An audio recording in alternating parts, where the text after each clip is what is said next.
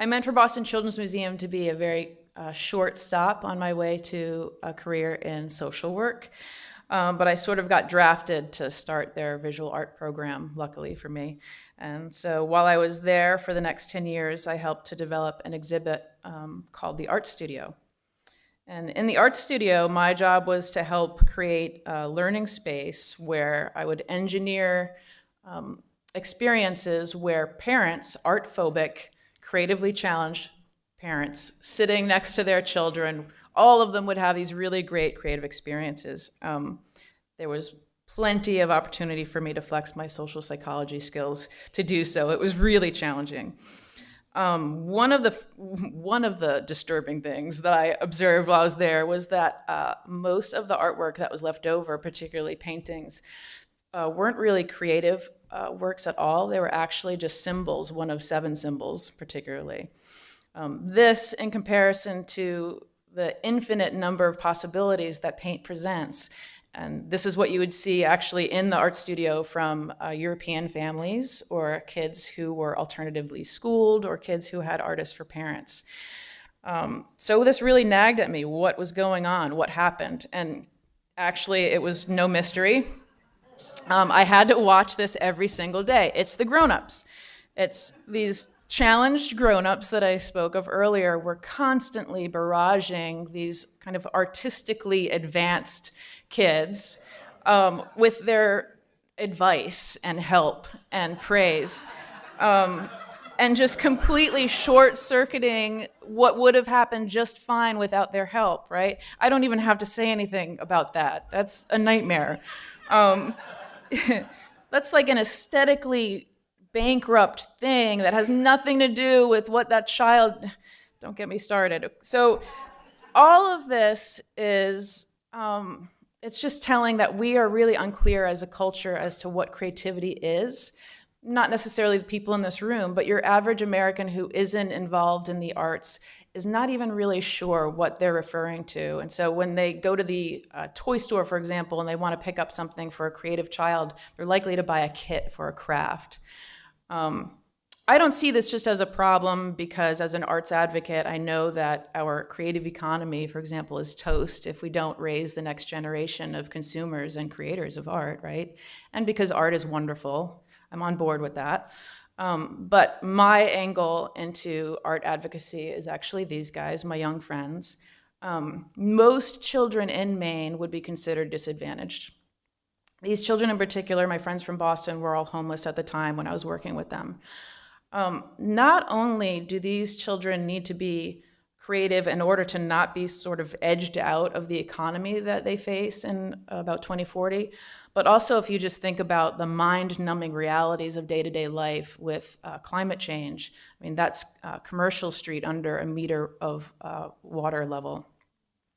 So if we think about how we could possibly tackle all of those issues, on top of the fact that the World Economic Forum released a report that tells us that not only can we not define what the jobs are going to be in 2040, but that artificial intelligence will be able to do just about everything besides be creative, do critical thinking, and complex problem solving.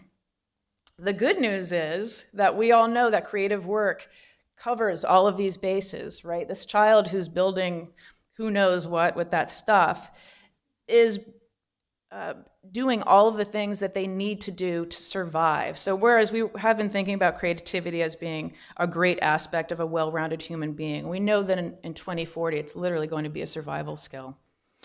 If you know about what I do in Belfast, you'd think, well, great, Bridget. So to solve this problem, you're going to have art parties all the time and like make stuff with kids and their families?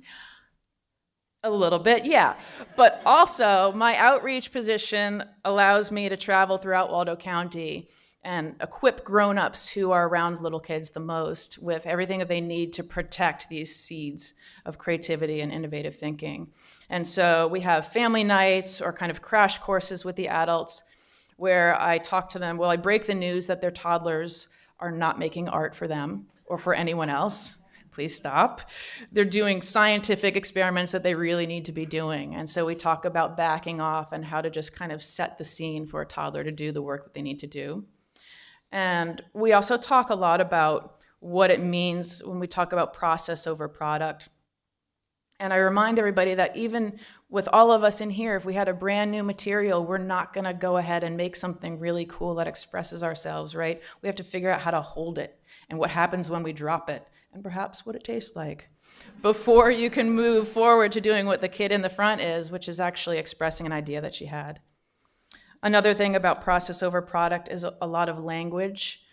So I talk to parents about the kinds of things they can say and things that maybe I really wish they wouldn't say while their young one was working.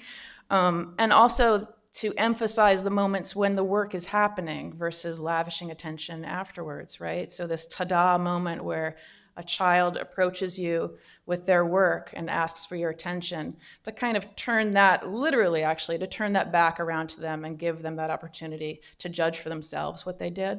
That's a lot of fun, and it's an easy one.